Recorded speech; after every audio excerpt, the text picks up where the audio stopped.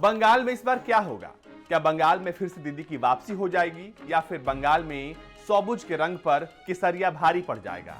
नमस्कार, मैं हूं अजीत और आप देख रहे हैं भारत तक। जी हां, इस बार बंगाल में रंगमंच सज चुका है और रंगमंच पर परफॉर्म करने के लिए तमाम पॉलिटिकल कैंडिडेट्स इस बार चुनावी मैदान में कूद चुके हैं।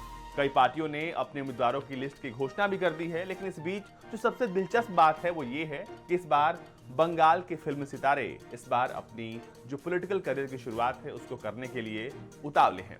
जी हां, ये लिस्ट बड़ी लंबी है और तमाम पार्टियां इस बार उन चेहरों को मौका दे रही हैं जो कि बंगाल के फिल्म जगत में अच्छा नाम और अपना अच्छा दमखम रखते हैं।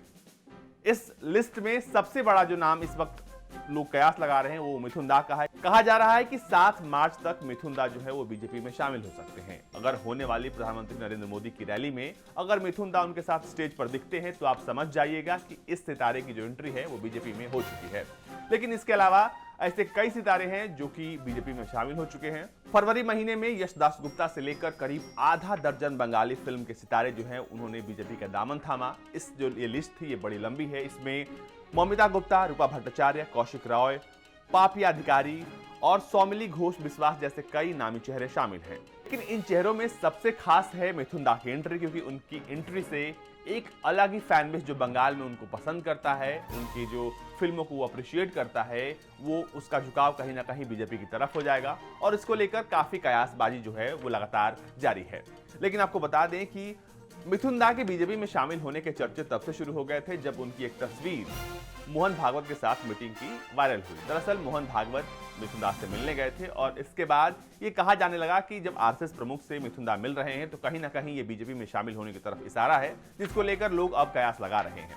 दरअसल इसको लेकर बंगाल के जो बीजेपी उपाध्यक्ष हैं अर्जुन सिंह, उन्होंने कहा है कि अगर वो बीजेपी में शामिल होते हैं तो ये बंगाल के लिए और बंगाल की जनता दोनों के लिए अच्छा है। जी हां, अगर बीजेपी में मिथुन दा शामिल होते हैं तो जाहिर तौर पर जो अब तक टीएमसी करती आ रही थी बाकी चुनावों में बड़े बड़े चेहरों को उतार कर लोगों को अपनी तरफ खींचने का काम, वो इस बार बीजेपी भी कर पाएगी। और इसके अलावा जो कई नामी चेहरे हैं जिनको इस बार बीजेपी मौका दे रही है वो इस बार जरूर कमाल कर दिखाएंगे। विधानसभा चुनाव में पूरी मजबूती के साथ उतरने के लिए बीजेपी लगातार दूसरे दलों के नेताओं और प्रसिद्ध शख्सियतों को अपने साथ जोड़ रही है। इससे पहले तृणमूल कांग्रेस सरकार के कई मंत्री, सांसद और विधायक भी बीजेपी का झंडा थाम चुके हैं। इनमें से कई अभिनेता और कई संगीतकार भी हैं जो कि बीजेपी से जुड़ चुके हैं। लेकिन इसके अलावा टीएमसी का एक बड़ा खेमा है जो अब बीजेपी के साथ शामिल हो चुका है।